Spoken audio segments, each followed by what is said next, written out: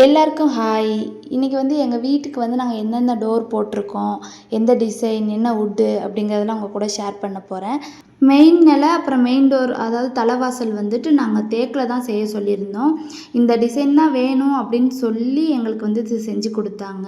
Main door வந்துட்டு tiles work painting ஒர்க்குக்கு முன்னாடியே வந்து நாங்கள் போட்டுட்டோம். அப்போ தான் அந்த பெயிண்ட்லாம் பத்திரமா உள்ளே வைக்க முடியும், லாக் பண்ணிட்டு போக முடியுங்கிறதுக்காக. மொதல் வந்து டோர் போட்டோன்னே பாப்பாவும் ஹஸ்பண்டும் சேர்ந்து தான் வந்து திறந்தாங்க. இந்த பொண்ணு பார்த்தீங்களா எவ்வளோ அழகாக இருக்குல்ல.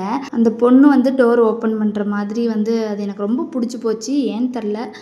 அதுக்கப்புறம் டைல்ஸ் ஒர்க்லாம் முடிஞ்சதுக்கப்புறம் பெயிண்டிங் ஒர்க் ஆரம்பிக்கிறதுக்கு முன்னாடி பெட்ரூம் டோர்லாம் எல்லாமே வந்து போட சொல்லிட்டாங்க.